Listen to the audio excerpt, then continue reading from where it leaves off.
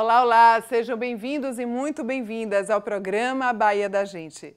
Aqui nesse programa nós contamos a história de personagens baianos, cujas trajetórias marcam a cultura da Bahia e refletem diversos cantos do Brasil e do mundo, e que, de alguma maneira, influenciam e transformam a vida de muita gente. O artista plástico que está hoje aqui no Bahia da Gente começou a pintar aos 13 anos de idade e nunca mais parou de transformar inquietações em cor, relevo e textura. Arquiteto de formação, restaurador por vocação e artista visual por essência, Chico Mazzoni é um criador múltiplo que atravessa o erudito e o popular com a mesma naturalidade de quem nasceu entre o sagrado e o profano. Sua arte pulsa Salvador, barroca, viva, reciclada. Na exposição Excelsos Excessos, Reciclagem do Barroco, ele mergulha nas raízes do barroco luso-brasileiro para reinventá-lo com papelão, acrílico, metal e madeira reaproveitada, restos que viram relíquias, sobras que se tornam símbolos. É a sua 21ª exposição individual, fruto de 8 anos de pesquisa e também criação. Um inventário de memórias afetivas, religiosas e culturais, que se fundem em uma linguagem visual única. Hoje, no Bahia da Gente, a cidade, o tempo e a arte se encontram nas mãos inquietas de Chico Mazzoni. Chico, falar de você é uma poesia, viu? Não foi difícil fazer esse texto, que bom. não. Que você faz uma reciclagem de tudo. Eu estava vendo suas obras, eu já te acompanhava. Que legal. E que bom você vir aqui. Agora me conte, 13 anos de idade, meio precoce isso, né? Olha só, na verdade, assim, eu me lembro de estar sempre com um toco de lápis na mão e papel de embrulho de jornal, de embrulhar pão, essas coisas, rabiscando.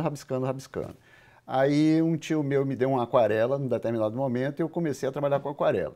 Quando eu entrei na adolescência, eu fiquei encantado com a pintura a óleo e comecei a trabalhar a óleo. Então, lá para os 13 anos, a gente fez a primeira exposição, que era uma exposição coletiva, só intercolegial, entre os colégios que existiam em Salvador.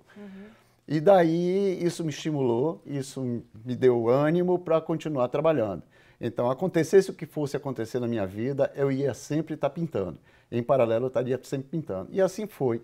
Depois eu fui estudar arquitetura, depois eu fui fazer pós-graduação em restauro. Teve influência em casa? Pai, mãe já pintavam? Olha, eu tinha um tio materno que era um pintor. Ele me deu os primeiros parâmetros da pintura a óleo. Então, ele me deu algum incentivo. Meu pai pintava um pouco, mas não assim. Era um pintor esporádico, não tinha... Mas essa técnica de arte tinha na escola? Você estudou no Marista, né? Eu estudei nos Maristas. Não, essa coisa eu aprendi fora. Eu aprendi com meu tio e na curiosidade. E na experimentação. Eu acho que uma coisa assim que é um marco do meu trabalho é experimentar. Eu sempre me joguei nas técnicas e fui tentando descobrir os recursos dela, né? Esse Marista cria artistas. Eu acho que a Eliezer, se eu não me engano... Eliezer Nobre, né? Eliezer também foi. É e verdade. fez arquitetura Fez também. arquitetura também, exatamente. E depois enveredou Tive para até com ele essa semana. É uma, vamos dizer, uma vertente de saída para quem quer viver de arte e arquitetura também. Eu não sei, eu acho que as duas lidam com a arte, com a criação e tal, então eram coisas afins e na hora de definir uma profissão, eu achei mais prático ter uma profissão que talvez fosse mais rentável, que não chega a ser tão rentável assim, mas daria uma certa segurança econômica ter uma profissão assim que tivesse um mercado de trabalho mais palpável, né? mais visível. Agora uma curiosidade, com 13 anos já expôs, já vendeu tela? Não, eu fui vender com uns 14 ou 15. Só isso, 14. Com 14 ou 15 não é impressionante. Eu fiz uma tela a óleo e fui mostrar para uma amiga minha da rua. E aí o pai dela ficou encantado. E aí eu consegui vender essa primeira tela aos 14, 15 anos, por aí. E ela tem essa tela até hoje e eu estou pedindo a ela para resgatar para uma possível exposição retrospectiva, não sei o quê, a gente ter essa primeira tela vendida. As suas outras telas têm ainda? Poucas, tem algumas 3 ou 4 desse período, logo do início da adolescência. Você formou em arquitetura, né? Isso. Você chegou a trabalhar como arquiteto? Não, muito? Eu trabalho, inclusive, até hoje. Ainda faz arquitetura? Eu me formei em arquitetura e uma coisa que foi muito determinante na minha carreira é que eu ganhei uma bolsa de estudos do governo italiano para estudar restauração na Itália, restauração dos monumentos. E isso, embora fosse da vertente arquitetônica, me deu um panorama enorme de contato com museus, com arte, com exposições na Europa, onde eu vivi durante 2 anos. Então, me deu uma formação complementar muito boa para essa coisa de arte. E me deu muito tempo também, porque a minha carga horária não era muito pesada quando eu morava lá na Itália, e me deu tempo para desenhar muito nesse período. Então, eu fui desenvolvendo essa coisa de arte. Cheguei no Brasil e 3 anos depois eu fiz a primeira exposição individual, em 1983. Nossa! Que é o que eu estou marcando como início profissional mesmo. Né? Agora explica esse título aí, Excelsos e Excessos. Excelsos e Excessos. Então... Trava-língua danada, né? Para matar é um trava-língua, né? Excelsos e Excessos. É o seguinte, eu tenho uma atração pelo barroco desde criança. Primeiro que eu moro na Bahia, né? Essa cidade barroca por excelência, com tantas igrejas incríveis. Depois eu convivi com uma avó italiana muito católica. Então frequentar essas igrejas maravilhosas barrocas da Bahia sempre foi uma prática da minha família. Você falou uma coisa interessante do barroco. É incrível como você vai em igrejas aqui e você vê a fusão de vários estilos. O barroco e um rococó na mesma igreja, né? Tem igreja uma profusão, né? Uma profusão de... Depois teve o neoclássico também, então você tem... E eu tinha essa coisa do barroco dentro de mim, assim, como uma grande atração por essas imagens e tudo mais. Estudei isso nos Maristas, exatamente, com uma professora incrível chamada Candolina Rosa, que é uma professora icônica, foi professora de Caetano Veloso, todo mundo conhece ela, já falecida. E ela foi minha professora de português e lá a gente trabalhava sobre o barroco também. Sim. Então esse conhecimento eu adquiri lá, nessa fase da adolescência. E isso ficou aí em algum substrato da minha memória, né, no meu inconsciente aí, latente, bonitinho. Quando chegou em 2017, eu fiz uma viagem para a Europa e foquei em Lisboa, que eu tinha muita vontade. Eu tinha ido várias vezes a Lisboa, mas nunca tinha explorado assim a fundo. Dessa vez, uma amiga de lá, uma amiga lisboeta, Catarina Bernardes, que era apaixonada pela cidade, ela me guiou, ela me deu todo o roteiro da cidade. E me disse especialmente que eu visitasse a Igreja de São Roque, que fica no bairro Alto de Lisboa, que é uma profusão do barroco que você não tem ideia, assim, é um negócio estonteante. E aí eu fui visitar São Roque. Quando eu entrei em São Roque, que vi São Roque, eu disse, agora eu tenho que fazer uma exposição sobre isso. Chegou o momento, porque na minha vida tem isso, assim, eu espero um momento, um determinado aviso, um sinal que eu tenho que trabalhar com determinada coisa. Que bom. Eu segui, assim, essa intuição. É o seu sexto sentido. Meu sexto sentido. Nesse momento eu disse assim, agora não tem mais jeito, eu tenho que voltar para o Brasil e fazer uma exposição sobre o barroco. Isso foi exatamente em 2017, portanto, há 8 anos atrás. Então o barroco termina sendo uma grande marca sua, né? Nesse momento sim. Nesse momento, eu, por causa de São Roque de Lisboa, e aí a coisa importante é eu fazer essa comparação desse barroco lusitano, português, com o nosso barroco baiano. Principalmente o baiano, porque eu estava conversando com um amigo meu, não é o barroco brasileiro, o barroco baiano, especificamente, ele é muito regionalizado. Ele é feito pelos caras daqui, pelos artesãos daqui. Eles trazem uma marca regional, que é importante. Então, isso me motivou ainda mais para criar, dentro da minha exposição, uma vertente sagrada, que eu vou trabalhar com os santos da igreja, uma vertente laica, uma vertente profana, porque tem também o barroco que se espalha pelos objetos da vida, e a vertente afro-brasileira, que é extremamente importante também. E está em cada ponto também, que muita gente não sabe, exatamente. Mas desde as construções das igrejas nossas. Aí você tem as batas de bordado Richelieu, que aquelas senhoras de cachoeira usam na festa das 7 mortes. Você tem os balangandãs das baianas. Você tem também toda uma produção barroca muito, muito ligada à cultura da gente preta dessa cidade. E tem Santa Efigênia, que é a primeira santa negra que está na minha exposição. Que maravilha! E aí eu resolvi fazer essa homenagem. E a Santa Efigênia era de devoção do povo preto brasileiro durante todo o período colonial. Então tem igrejas aí pelo Brasil inteiro dedicadas a Santa Efigênia. E daí vem o excesso? E aí você tem o excesso, que o barroco é excessivo, né? Sim. O barroco é excelso, porque é elevado, é uma coisa que transita muito na área do sagrado, mas você tem também o excesso de imagens, o excesso de elaboração, o excesso de trabalho mesmo, com muito ouro, com muita coisa, porque ele é feito para seduzir, né? O barroco existe para seduzir. Ver o barroco, o rococó, toda a nossa linha aqui, inclusive na Bahia, que a gente mantém ainda bem, assim, com alguns percalços, a gente sabe disso, que nosso quando não desaba, né? Exatamente, quando o nosso desaba. patrimônio, infelizmente, né, ainda precisa de políticas públicas bem severas quanto a isso, que infelizmente a gente fica aí, mas tem toda uma linguagem, como você colocou, nordestina, né? Afinal, quem sustentou tem uma coisa regionalizada, negra, afrodescendente, né? né? Cada pedra ali. Aí você tem a fachada, por exemplo, da Ordem Terceira de São Francisco, que para mim é uma das mais belas. Que é uma das mais belas, toda trabalhada naquele arenito, assim, e tem uma coisa muito indígena ali, você tem uma coisa assim, negra, indígena, não é um barroco erudito, elevado das grandes igrejas europeias, é uma coisa muito local, sabe? Ele ganhou uma cara baiana. Exatamente. É igual você comparar para Minas, né? Também, né? Quando você chega ali no Belo Horizonte. Você tem o mineiro, você tem o nordestino de modo geral, mas tem um baiano que é muito específico. E aí Paulo Ormindo Azevedo, que é um grande ícone da nossa cidade, arquiteto, membro da Academia de Letras e tudo mais, jornalista, ele faz a apresentação da minha exposição e ele enfatiza isso. Como o barroco baiano é diferente do barroco de outros pontos do Brasil, como o barroco baiano ganhou essa identidade. E ele vê muito essa identidade na minha exposição. E aí ele faz essa apresentação focando nisso. Então foram selecionar, como foi então? Porque todo artista tem aquele apego para selecionar 28 obras. Foram 28. Então. Elas vão saindo, né, de um determinado momento, elas vão e uma obra puxa a outra. É um processo assim, é um processo meio fractal. Você está fazendo uma obra e já você começa a ver dentro daquela obra uma outra possibilidade, e assim como no barroco, né? Uma coisa sai da outra. Flui, né? Explode, né? Sim. Eu costumo dizer que o barroco é explosivo, né? Ele explode em imagens, em excesso de imagens.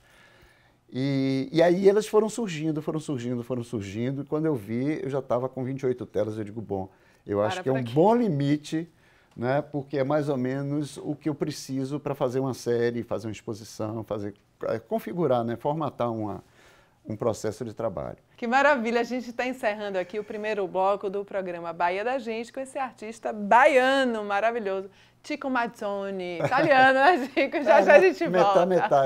Eu sou a mestiçagem em pessoa, né? Minha mãe é do recôncavo baiano, meu pai é italiano. A gente volta já. Eu sou artista mestiço.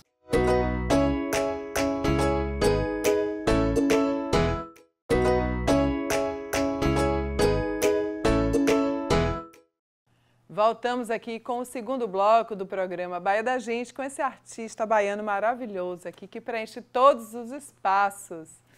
E você é romântico, Chico Mazzoni? Quem sabe, só perguntando a meus amores, se eu sou. Enfim. Acho que uma pessoa que nasce aqui, né, com todo esse calor da Bahia, com todo esse envolvimento que a Bahia traz, né? A Bahia é uma cidade barroca. Fiquei até imaginando você, Chico, mais jovem, dando telas de presente. Dava eu já conquistei muita gente assim, com telas. Tem filhos? Não, não tenho filhos. Não tem filhos, tem as telas, né? Que cuida muito bem. Pois é. Minha filha é minha carreira, né? Que maravilha, cuida bem, né? Bem cuidadinha. O Museu da Misericórdia, não precisa nem dizer porquê, né? Mas eu queria que você falasse para as pessoas. É um museu lindíssimo. É um museu lindíssimo e essa exposição só cabia em algum espaço que tivesse um acervo barroco. E dialoga com sua obra, Exatamente, porque a ideia, o conceito da exposição é fazer arte contemporânea inspirada no barroco, mas que eu tivesse peças barrocas originais que fizessem esse contraponto. Então, dentro da minha exposição, algumas peças preciosas do Museu da Misericórdia vão estar junto das obras, junto dos quadros. As imagens barrocas vão ficar lá do lado do quadro, para que essa percepção dessa dualidade entre o contemporâneo e o tradicional seja bem visível para o visitante. Você é concomitante, né, paralelo à sua carreira de artista, é também arquiteto. Como faz para fundir as duas, quando você está num projeto? Funciona? Pois é. Essa dualidade, assim, toda a vida existiu, e eu acho que elas são muito complementares, assim, nunca tive muito conflito com isso, porque eu acho que a arquitetura também é criação, né? Criação de espaços. Lá você tem uma utilização, uma função mais clara na arquitetura, mas não deixa de ser tão criação quanto. Então eu trago para a minha pintura muito do que eu aprendi em arquitetura, como eu levo para a minha arquitetura muito do que eu aprendi em arte. Eu acho que as duas, no meu caso específico, são muito complementares. São casadas, né? Ajuda bastante. Ajuda. Aqui sempre teve uma coisa assim, os artistas me dizerem assim, não, você é arquiteto, você não é artista. E os arquitetos me dizerem assim, não, você é artista, não é arquiteto. Eu não ligo a mínima para isso. Que ótimo. Inclusive, eu fiz uma exposição toda dedicada ao ambiente da cidade. Eu digo, ah, é? Então tá bom, vamos fazer uma exposição mostrando assim, como tem arte na cidade, no urbano, na arquitetura da cidade. E fiz uma exposição inteira chamada Cidades Invisíveis, em 2010, toda dedicada ao ambiente urbano. Então, eu transito entre essas duas profissões com muita tranquilidade. Acho que não Você gosta da arquitetura urbana? Eu gosto da arquitetura urbana, eu gosto da arquitetura dos edifícios também, eu tenho muita admiração. Como é que a pessoa fala que não tem arte, né? Olha lá a Casa do Comércio. É isso. A Casa do Comércio, para mim, é uma grande Possível, referencial, né? De modernismo, né? De modernidade que chegou ali, né? E mesmo aqui no Centro Administrativo Sim, de Arte Moderna e Contemporânea, você tem essa balança de Lelé, que é uma maravilha, Maravilha né? mesmo. É uma maravilha, assim, de criação e tudo mais. Então, como é que você pode excluir uma coisa da outra? É impossível, alguma. né? Agora, você fala muito quando você falou dos excessos, assim que terminou o primeiro bloco, e como é que trazer, né, de uma forma tridimensional, né, que você trabalha com isso nas suas obras de arte. Como é que faz? Então, eu sempre fui muito um pintor de telas, então sempre no campo bidimensional. Mas tratando do barroco, eu tive que sair um pouco disso, de fazer explodir. Então, esses elementos que vêm agregados à minha tela agora, de alguma maneira, eles criam uma terceira dimensão para o trabalho. Eles são praticamente em relevo, são peças metálicas que elas se desprendem um tanto da tela, já nessa procura de traduzir a tridimensionalidade do barroco, porque o barroco é muito tridimensional, né? Ele é uma cena muito tridimensional. Então, eu procurei resgatar um pouco dessa tridimensionalidade. Então, eu tenho uma tela que é toda feita de conchas coladas sobre a tela. Então, são conchas verdadeiras que eu trouxe do mar para colocar na tela. Isso cria uma tridimensionalidade. Eu não sou escultor, eu não sou... Tem uma artista plástica que eu entrevistei aqui, que eu esqueci, é Lacerda, que ela trabalha muito com conchas, né? Então, a arte dela... E a possibilidade, a gente tira daí a possibilidade de se trabalhar com arte... É infinita, né? É infinita, são inúmeras. E o barroco usou muitas conchas. Eu sei que tem um altar da Igreja da Boa Viagem, lá em Itapajipe, que é todo feito de conchas. Os embrechados de conchas foram uma prática dentro dessa expressão barroca de arquitetura e de arte também. Você falando da concha aí, e realmente aí eu vejo do que você falou, que é o diálogo entre o sagrado, o profano, principalmente o nosso sincretismo religioso que afro-brasileiro. Que está presente, né, no dia a dia, né? Está tudo aí misturado. Então, assim, eu não gosto muito de segmentação. Ah, você é isso, você é aquilo, não sei o quê, me botar numa caixinha ou outra. Não, assim, eu acho que uma pessoa traz numa biografia muitas influências, muito imaginário, muito acervo de memória. E isso, quando você é pintor, quando você é artista, você bota isso para fora, em conjunto, né? É um conjunto de informações que são traduzidas em pintura. Então, não tem muito isso, eu sou mais assim, eu sou mais assim. Que tipo de artista você é? Eu sou um artista que produz, eu produzo sem parar. E muda, né? Muda. Tem que ser um camaleão, né? Tem que ser, porque você tem que se superar. De uma série para outra, você tem que trazer a novidade, né? Aí senão você vira samba de uma nota só, né? Um exemplo é que você falou do transformar, vamos dizer, produtos recicláveis, do lixo em luxo. É isso. E trazer para o barroco. Coube bem nessa fase. Não sei se eu vou continuar usando isso, mas nessa fase do barroco tinha tudo a ver, entendeu? Então você apropria e leva para isso. Não seria um afronte para alguns artistas com o barroco? Enfim. Enfim, eles julgarão. Apreciem, né? Falem de mim, Apreciem. né? Você acha que quando a gente fala do barroco, da arte, e vindo aí junto a tudo isso, essa evolução da tecnologia, você usaria ou usa isso para ajudar, colabora ou ainda há um... Olha só, eu não tenho preconceito. Eu acho que uma das coisas importantes é que o artista não tenha preconceitos, né? Então, tudo depende do momento, assim. E se em algum momento o digital me for útil para que eu incorpore no meu trabalho, eu o utilizarei sem o menor problema. Sem nenhum radicalismo. Nenhum radicalismo, nenhum radicalismo, sabe? Nesse momento eu queria usar papéis laminados, embalagens de alimentos, invólucros de comprimidos, porque eu acho que tinha tudo a ver com essa coisa do barroco. Em outras eu posso usar imagens digitais, o que for, né? Eu sou mais propenso à pintura verdadeira, pintura em tela. É o que mais me dá prazer de fazer. Mas também não excluo nenhuma das possibilidades. Eu acho que em qualquer momento pode-se usar qualquer coisa. O artista é livre, né? O artista é um cara livre, né? Ele não pode estar aprisionado a nada. O artista que se aprisiona, ele está ferrado, né? Ele não pode prosseguir. E tem o perfil do público, né? Tem o perfil de quem vê, de quem gosta da arte, você conseguir dialogar com quem está ali. Isso. Te vendo e o gosto, né? Então, assim, é a primeira vez que você utiliza produtos recicláveis? Na verdade, na exposição anterior, eu comecei a trabalhar com isso. Na exposição que eu fiz em 2023, chamava Retrato Falado, eu fiz um autorretrato cheio de comprimidos em volta, porque inclusive isso tinha a ver com um processo meu, eu estava fazendo um tratamento psiquiátrico e tal, eu estava usando muito comprimido. Aí eu disse não. E na minha vida tem isso assim, o que eu estiver passando vira arte em algum momento, né? E aí trouxe isso para a tela. Então comecei lá em 2023, mas agora eu radicalizei, agora no trabalho do Barroco tem muito isso. Não, eu gostei e aí ele começou Eu ia falar com você, eu não vejo... ele fazia barroco, mas era um artista, na minha opinião, fenomenal, baiano, Mário Cravo. Sim. Você já viu algumas obras dele em relação ao autorretrato dele? Você já viu? Já. Que parecia quase um Jesus Cristo. Não, olha, finalizado. Mário Cravo era barroco, quer dizer, barroco, ele tinha uma inspiração barroca forte. Caribé tinha muita inspiração barroca. Você tem Carlos Bastos. Carlos Bastos é um escândalo de inspiração barroca.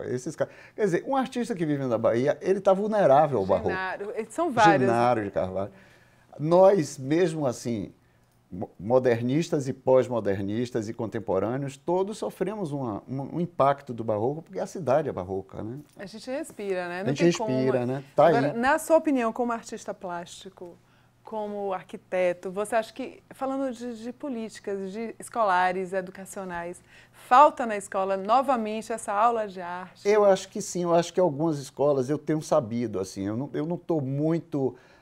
eu também sou professor universitário de arquitetura. Eu não estou muito a par dos métodos e dos currículos das escolas primárias e segundo grau, esse negócio que antigamente chamava secundário. Mas eu já ouvi falar que já tem arte, já se transita, já se leva os meninos para a exposição. Tinha bastante, né? Eu acho fundamental isso, eu acho que... Porque é o seguinte, assim, por que eu virei artista? Porque eu fui muito estimulado. Todo menino com toco de lápis desenha. Qualquer criança desenha. Isso, Se ela recebe estímulo, ela vai adiante. Foi o que aconteceu, a minha família me estimulou, né? E aí eu fui tocando. Eu fui acreditando que eu era bom naquilo e fui fazendo. Que bom, né? Sorte é nossa, viu? Eu tive muita sorte de ter uma família que me estimulou muito, muito em arte meu. Meu pai me fornecia material de pintura, assim, com 12, 13 anos, me fornecia material à vontade para poder pintar. Então, isso é raro, né? Você ter esse estímulo tão forte. Agora assim. a pergunta pessoal. Pode falar. Você é apegado, assim, às suas telas? Ai, não queria vender essa, não. Vou te falar. É minha. Tem umas que eu tenho um chamego que é um negócio sério. É mesmo? Eu fico querendo que não saia de jeito nenhum. A produção chegou a me olhar assim. É sério, tem umas que eu vendi que tem uma dor no coração, me arrependo. Como é que ela está? Ela está bem? Mais ou menos. Tem um apego danado. Não é uma coisa paranoica, não. Eu acho que eu levo isso de maneira saudável, mas eu tenho algumas preferências. Eu não sei, é uma coisa que... Porque é uma coisa que você estava falando, que eu estava querendo falar sobre público. Como é que o público recebe isso? Ótimo. Esse é o grande mistério da arte. Porque a gente não tem nenhum domínio. O que eu fizer com as minhas intenções vai bater em você com as coisas da sua biografia, da sua memória, do seu inconsciente, que eu não tenho controle. A semiótica, né? Isso é a potência da arte. A potência da arte, ela se propagar de uma maneira sem controle. O artista não tem controle. Eu tenho más intenções. Eu digo, todo artista é mal intencionado. Eu tenho más intencionado. Eu tenho más intenções, ou seja, eu quero manipular o seu olhar, eu quero que você veja determinadas coisas, mas isso escapa ao meu controle. Como você vai perceber isso, é uma experiência totalmente nova. Isso é fantástico. E é incrível, quando a gente Isso estuda, fantástico. antes de fazer jornalismo, eu fiz ciências sociais, sou socióloga Que também. legal. Então a gente estuda bastante a semiótica, né? A visão Isso. do mundo do outro, o que é azul para mim pode remeter o mar para um, o Isso. céu para outro, o inferno do outro, e por aí vai, né? E a arte tem isso, né? A arte tem essa Maravilha. potência, assim, ela sai de você e ela tem vida própria. Ela tem uma trajetória. Já está finalizando, olha só como passou rapidinho. Papo Poxa, bom, papo bom, assim, Que rolou, bom, né? Muito bom. Agora eu queria que você fizesse um convite, né, para aquelas pessoas irem à sua exposição. Com certeza. Eu acho que vocês vão ter uma grande surpresa, porque a gente está aprontando uma coisa de cenografia. Eu também sou arquiteto, também sou cenógrafo, e eu não deixo por menos. Todas as vezes que eu faço exposição, eu exploro isso, com mais ou com menos recursos. E nessa eu estou usando muitos recursos cenográficos, porque eu acho que isso cabe numa exposição chamada Excelsos Excessos. Esses excessos cabem muito bem nessa exposição e eu estou preparando ela para o dia 1º de agosto, no Museu da Misericórdia, com a integração das peças originais do museu, peças barrocas autênticas, né? E mais cenografia, mais música barroca, mais outras aprontações que a gente está fazendo. Que maravilha! Então você não pode perder, porque é uma viagem, né? No conhecimento, Espero que na seja. história. Eu espero e na que história seja. não só do Brasil, mas do mundo, né? Que você viaja pelo mundo, você falou aí Itália. E principalmente respirar a Bahia, né? Que merece isso, viu? Muitíssimo obrigada, Eu que agradeço. Chico, prazer em te conhecer. A oportunidade Pessoalmente, maravilhosa da que gente honra, conversar. Viu? Bate-papo, volte sempre. Se Deus quiser. Com certeza eu cobro, viu? Oba!